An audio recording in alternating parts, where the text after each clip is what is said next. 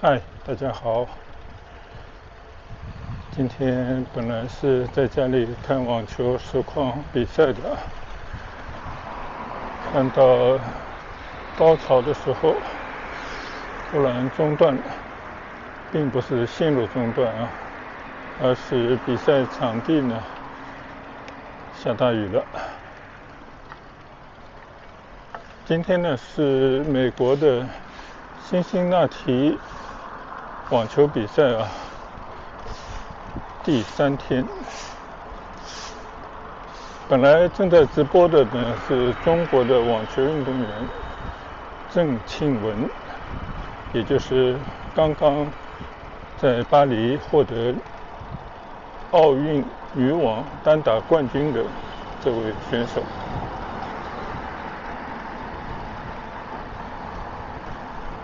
原本以为呢参加了奥运的比赛啊，应该是精疲力尽的状态，因为他也是在参加奥运比赛之后啊，放弃了之后的一站商业的比赛，就是在多伦多的那场比赛，然后呢来到了美国辛辛那提来参加下一场的大师赛。结果前几天就传出消息说，他在到达美国以后突发高烧，得了流感，大家都为他捏把汗啊。很多人都劝他不如退赛吧，身体要紧啊。但谁知道今天我们在看实况比赛的时候呢，看到他状态神勇啊，应该已经退烧了，身体也得到了一些恢复。在第一盘的比赛6-1轻取对手，是一位法国的女子网球选手。但是在第二场打到4-4的时候，而且郑钦文应该是领先的啊，谁知天公不作美，下起了瓢泼大雨，比赛呢不得不中断啊。其实在另外一场同样的地点比赛的男子单打，有西班牙的一位后起之秀啊，就是这次在奥运会和小德争夺冠军的那位，也是在领先的状态底下啊，结果呢因为大雨不得不终止了比赛。不知道这个比赛什么时候才能够开始啊？因为我们这边的时差呢是跟当地时差刚好12个小时，那么也就是说呢，我们上午9点多钟，那边应该是晚上的9点多钟了。那因为那边的纬度的关系啊，到晚上7、8点呢，应该天气还是比较明亮的。但是呢，刚才看到球场里面已经是点了灯，过了8、9点以后呢，应该天都暗了。希望这场比赛呢，再等一会儿还能够继续进行下去，最后会有一个结果。那我就趁着这个时段呢，出来骑会儿车，因为等一会儿还想着回去继续看比赛，所以呢，我也就只在村里随便骑行一下就好。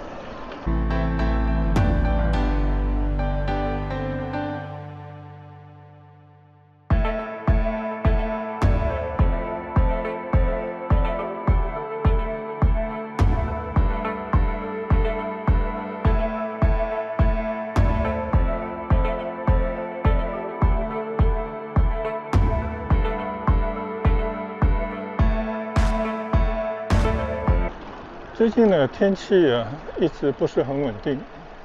每天呢都有下雨的天气预报。当然，在广州下雨那是家常便饭啊，但是有时候下雨的时间很长。你看昨天就是我等了1天也没等到可以出去骑行的机会，因为雨很大，虽然后来雨停了，但是路面都是湿漉漉的，就想想还是算了吧。但是呢，好处就是，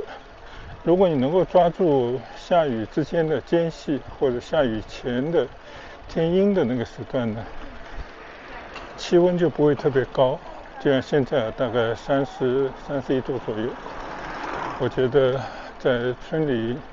健身骑行一下呢，是应该非常轻松愉快的一件事。因为前段时间呢，确实跟大家分享了很多酷暑天气啊，艳阳底下出去骑行的视频。有好心的网友呢，特地给我留言，希望我注意这个避暑，多喝水，而且提出了不少具体的建议啊。真的非常感谢这些网友们的陪伴和支持。所以我也是觉得呢，网络啊，它这种社交跟现实当中的社交呢，有一样地方，也有不一样的地方。不一样的地方呢，就是你没有办法像现实生活当中啊，就大家见面一起交流。但是网络有个不一样的地方呢，就是它可以不受时间、地域的限制啊。就你在这个世界上啊，有时候相距遥远，但是呢，大家因为一次偶然的机遇啊，就在网上呢看到了你制作的一个视频。有些人呢就会被其中的某些点吸引到啊，或者呢有些同感，然后他就有可能对你的之前和之后发布的视频呢进行关注，并在这个过程当中呢，有可能就会跟你之间有一些互动。那这种交流呢，真的我觉得非常有意思，而且非常的平等，对彼此来讲呢也是非常的方便啊。就你不需要去迎合对方的是否方便的时间等等，就大家就在评论区里面呢随意的留言，你看到以后呢也可以进行一些回复。就我觉得这种有点像我们中国人讲的君子之交淡如水，但是呢它因为不涉及到彼此的很多的利益纠结啊，所以呢有时候就比较轻松愉快，也会让彼此的心情比较放松，反而呢就会比较长久，能够坚持下来啊。我觉得这个是挺有意思的，特别是当一个人退休以后呢，就希望能够远离社会的纷繁，希望呢能够减少一些不必要的社交。但是老实讲，人的这个社会性啊是非常重要的。就如果说一个人完全遁迹山里，完全就是被相忘于江湖的话，我觉得应该也不是谁都能够做得到的。在很多情况底下呢，其实还是需要有更多的，但是呢并不需要太多人的关注啊。像这种松散的交流，我觉得就挺好的。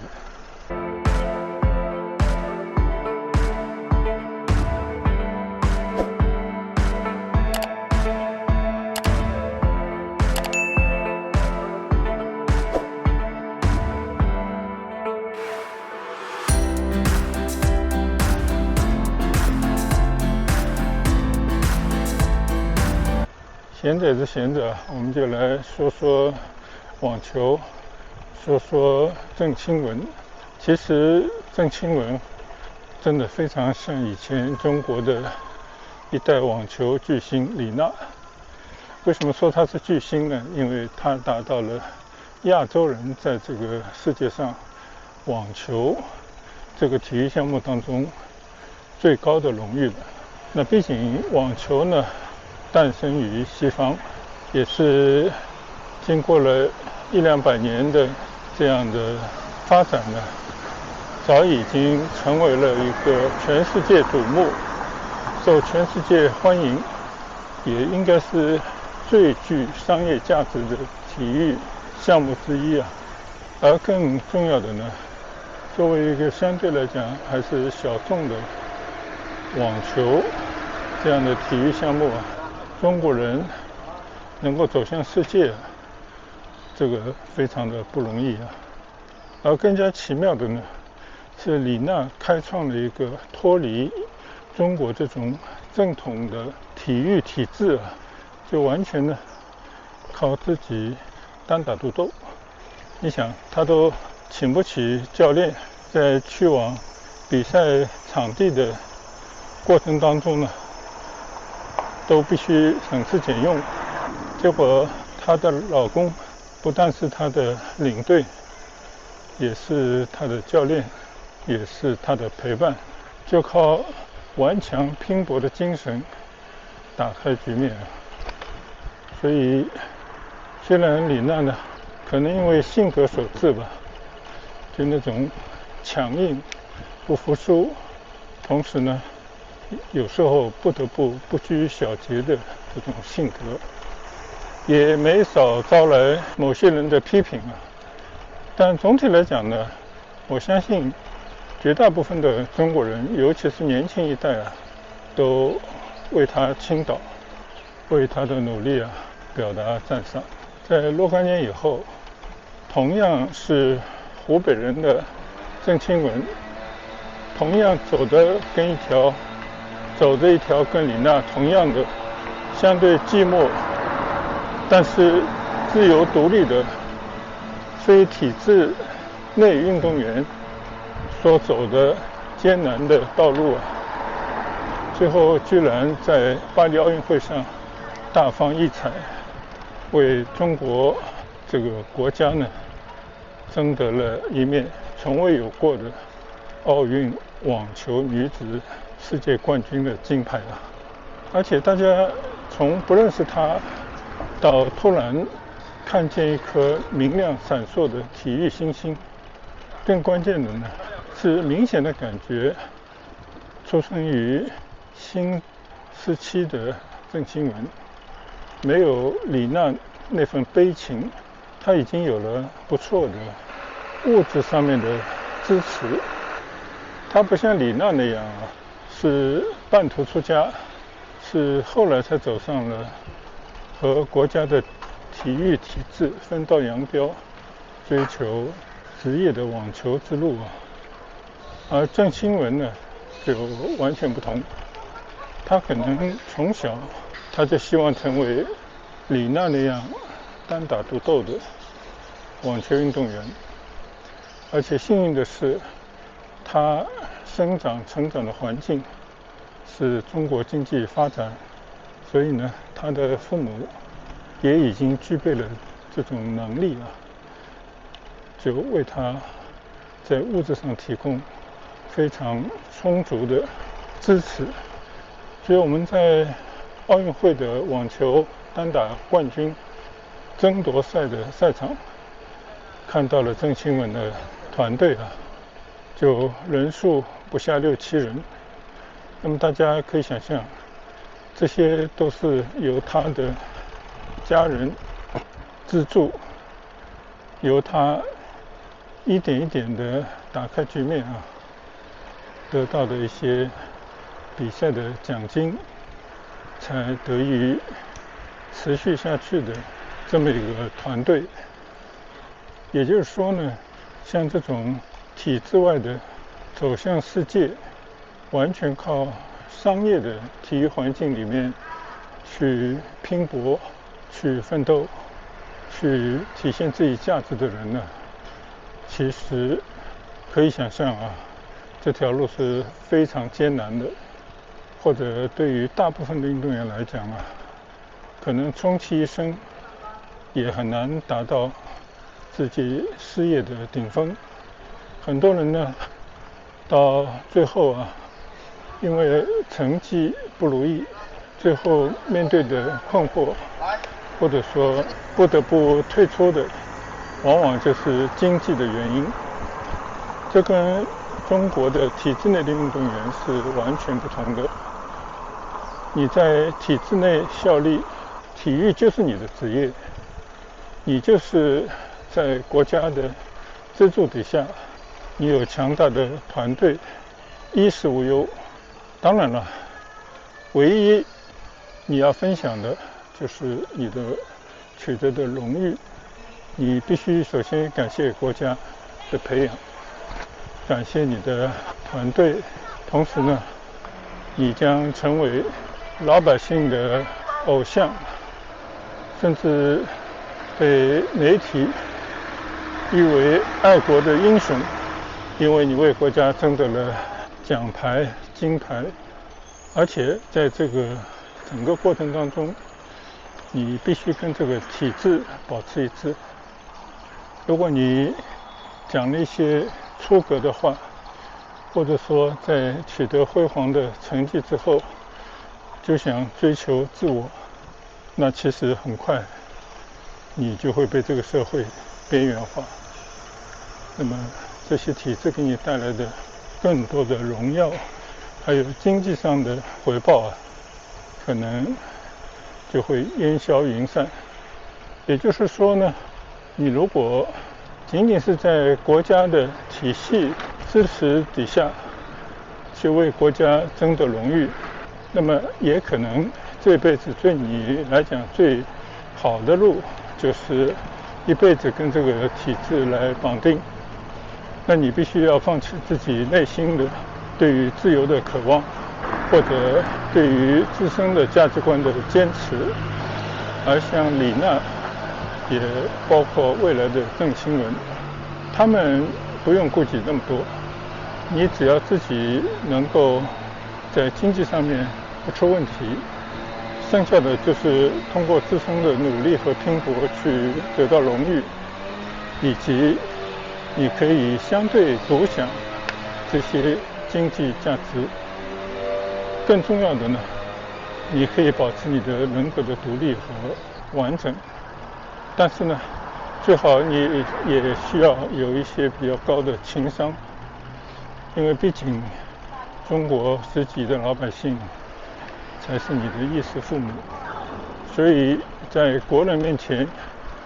在你赢得荣誉的时候，你还是要展现国旗，你还是要表达为国争光、为国家取得荣誉的自豪。我觉得作为新一代的体制外的优秀运动员郑钦文可以说比李娜更进了一步所以我们也为郑钦文这样的运动员走向更大的辉煌表示期待。因为不管怎么说，他就是一个实实在在的中国人，所以不管他是为了私人还是为了国家，只要他取得的荣誉和优异的成绩都会在内心当中被所有的中国人分享。同时呢，郑钦文的成功并不仅仅因为他拥有和李娜类似的基因，更重要的呢是整个国家经过几十年的经济的发展，使得年轻一代的他们的起点、他们的思维、他们的见识已经跟前一辈或者前几辈的中国人呢有了很大的不同。在某种意义上，他们现在也可以和世界上任何国家的人们一样以一种更加自由、更加开放的胸怀，能够主动的去拥抱这个世界，进入这个世界的主流的价值体系之中。这个我觉得就是郑钦文他给我们国人带来的惊喜，同时呢也预示着一个时代，一个属于中国人的新的时代将要到来。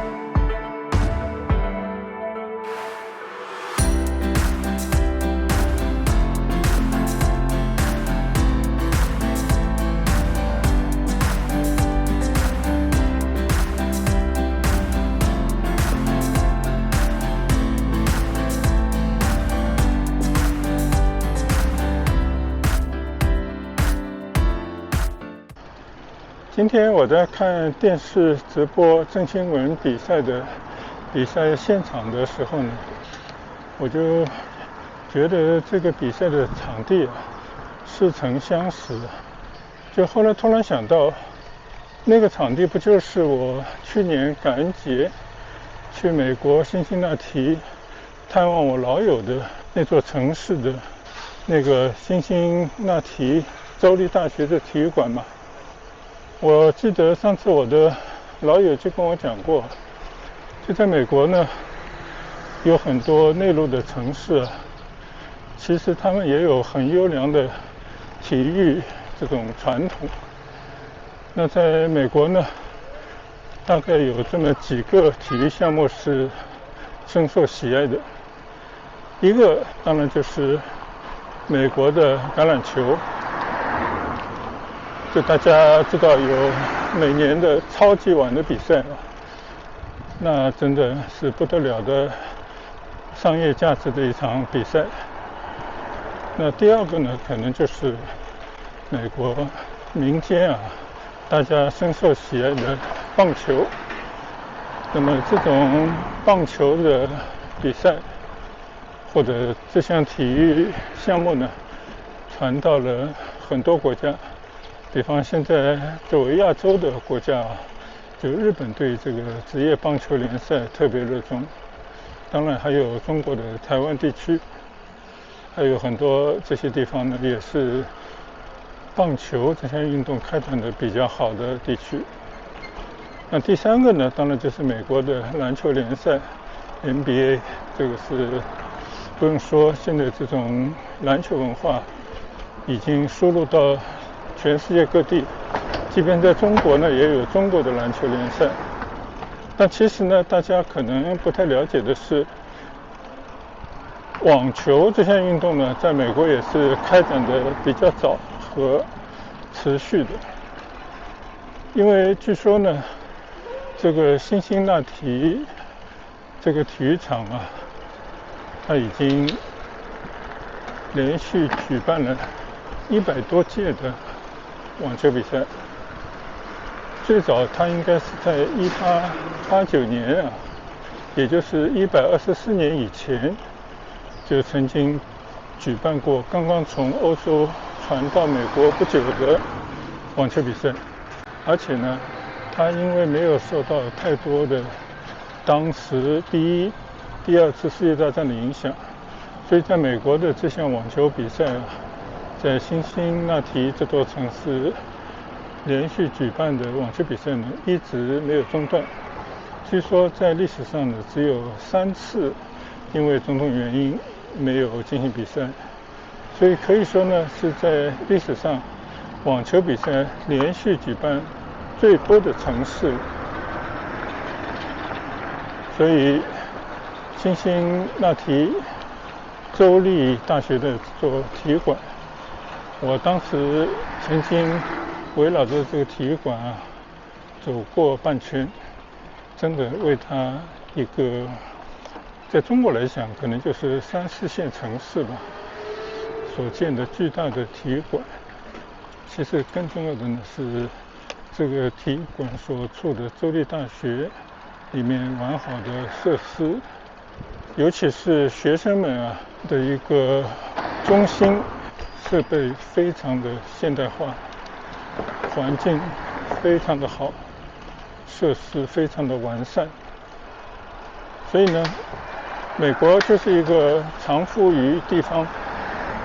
常富于民的国家。即便是在一个不是很知名的小城市，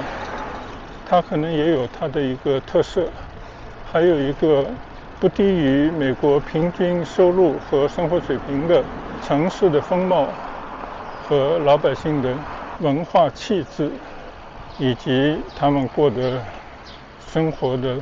水准。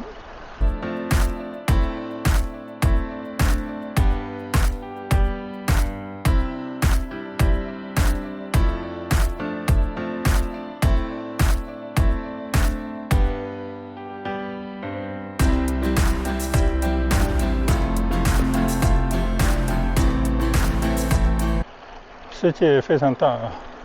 我们真的很难走遍世界。我们经常会羡慕很多人说在世界上走过50个国家，甚至还有去过100个国家的，即便是蜻蜓点水，我们觉得也是非常的不容易了。但有时候想想，做人一辈子，真的，如果你只是蜗居在一个地方，那很容易成为井底之蛙。如果你在有限的生命的时间里面，通过自己小小的积累，尽可能多的到外面去看一看啊，就穷游还是富游，我觉得无所谓。去看看异国他乡的这种不同的自然环境，特别是人文环境啊，去看看同样在这个星球上生活的人们，他们的生活的状态和他们所处的城市或者乡村的生活场景，我觉得这个肯定是非常有意义的事，而且呢，它也会留在你自己的记忆当中，并且呢，你在跟你的亲朋好友进行分享这种经历的时候呢，也会多一些有意义的谈资，就大家呢可以给予更多的相互的参考。所以今天呢，就在村里随意的骑行这么10来公里吧。那趁此机会呢，也跟大家分享一下我因为观看郑钦文的网球比赛啊，虽然遭遇到比赛的终止，因为下雨的缘故，但是呢，出来骑行的时候呢，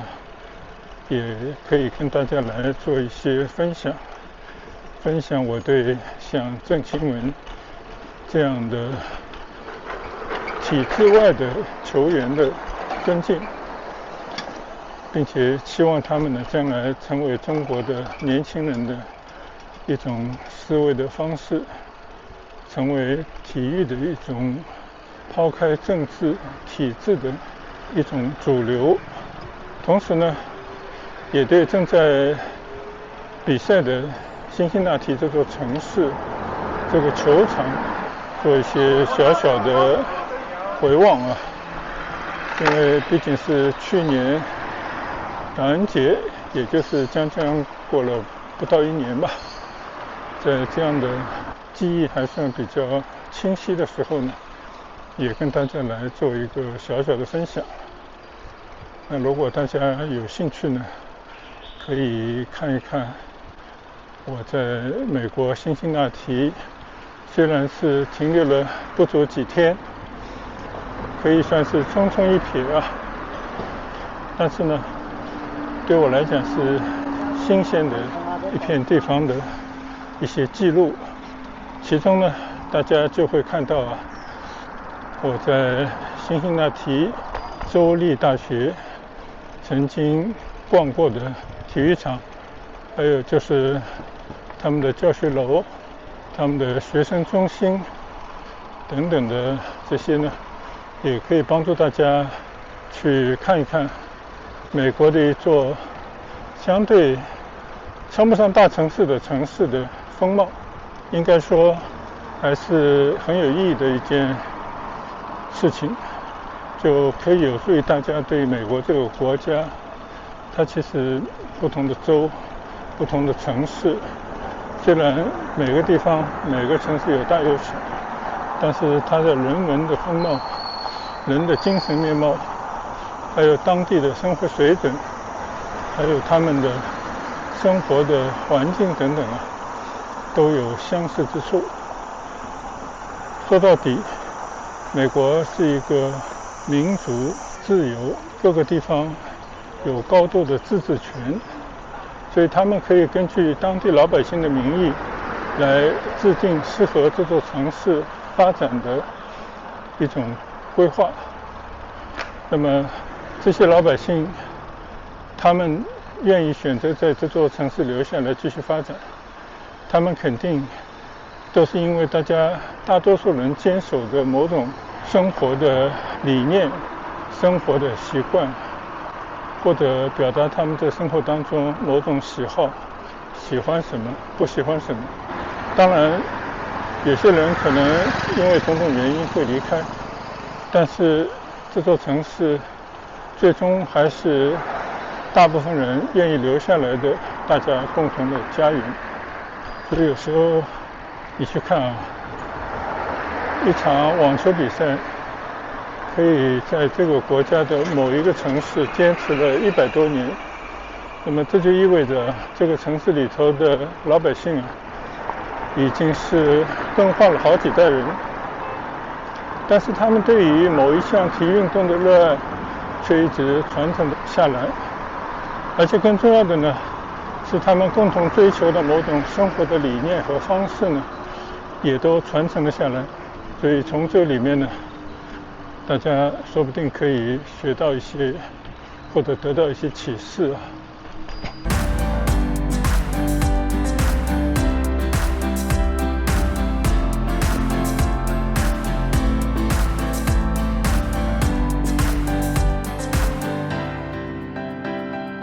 好了，今天呢10点钟预报要下雨啊，现在已经差不多4点了。虽然现在并没有看到下雨的样子，但我想呢也骑了半天了，现在就准备回去了。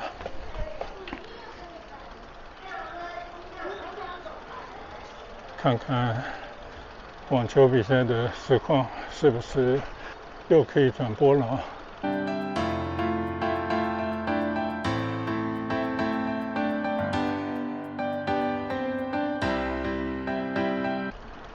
好，那今天的呢，在村内的骑行慢聊就告一段落啊。希望大家